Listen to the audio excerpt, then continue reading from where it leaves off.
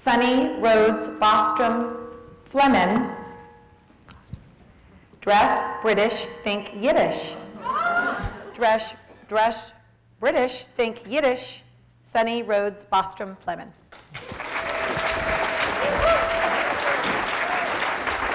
Thank you very much.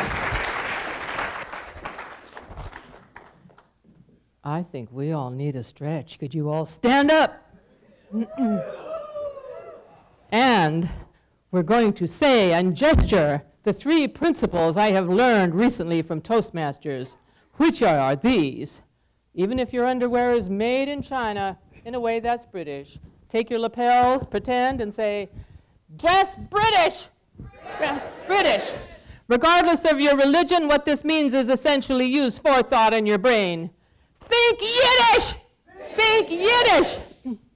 The third one, take a humble, genteel repose and say, act Canadian. Act Canadian. Please sit down. Madam Toastmaster, Toastmasters, honored guests, and judges.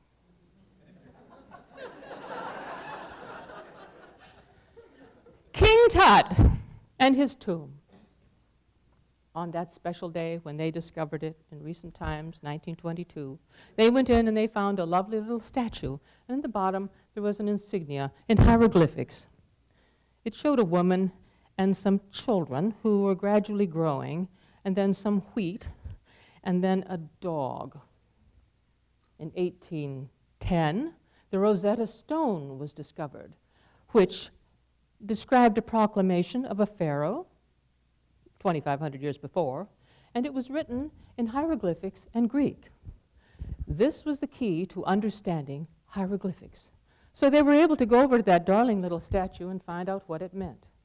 What it meant was this: when your last child has left the palace and your beloved family dog has died, now you can live your life.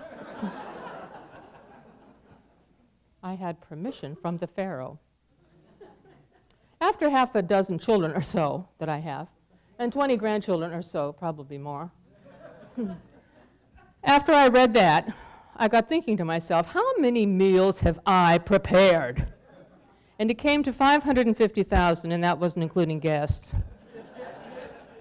2 days after I heard about the translation, the pharaoh business, I was at a football game, and my husband, who knows just about everything, said, I have read that a football field is an exact acre, and an exact acre has 42,000 square feet. And I imagined an imaginary grid on this acre with a plate in the middle of each square foot, which meant it would take me more than 10 football fields covered with plates to cover the meals I had made for my beloved family members. Next day I saw an ad. Marathon this week.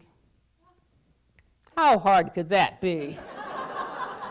That's a mere 26.2 miles. I do that before lunchtime with my brood. My dear ones, I mean. So I signed up. I thought this was going to probably cost $25. I didn't know anything about it. The man said that'll be $135. I went away 5 times before I came back and thought, well, this is a new leaf for me. Okay, I'll do it. You give them $135, and they hand you a piece of paper and 4 little safety pins, a number for your chest. What a business!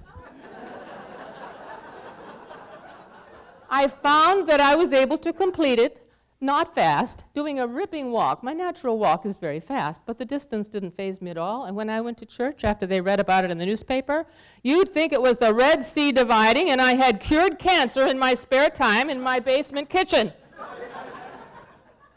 The next phase, Iron Man.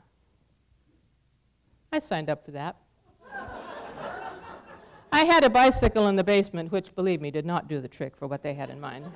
They won 125 miles, a 3-mile swim, and then a 26.2-mile marathon, but we knew we could do that. I swim every day anyway, so what difference does it make? That worked, but this was a very interesting experience, everything about it. When you get there, they put your age on the back of your leg with a big, thick felt pen, and everybody knows how old you are. I was sort of walking around like this, you know.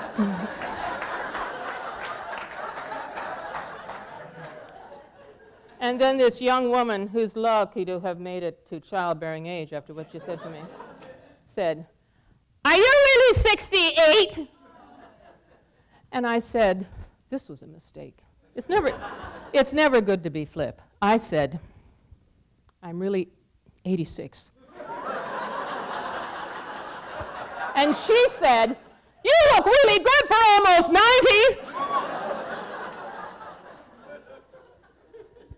Then there's the man at the desk. He says to me, is this your first triathlon Ironman? And I thought of an old Neiman Marcus Christmas catalog I saw, which featured his and her over-the-shoulder rocket launchers. This is where the Canadian part comes in. The cartoon bubble above my head said, look, you. Before your grandmother was born, I was playing golf, tennis, ping pong, polo, etc. I have a bicycle that costs more than my first 22 automobiles. I have a number. I have a helmet with a camera on my head.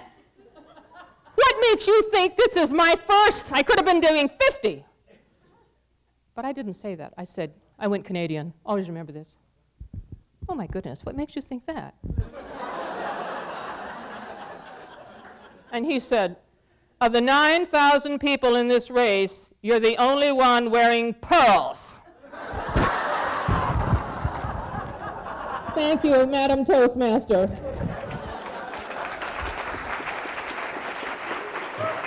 Thank you, Drew.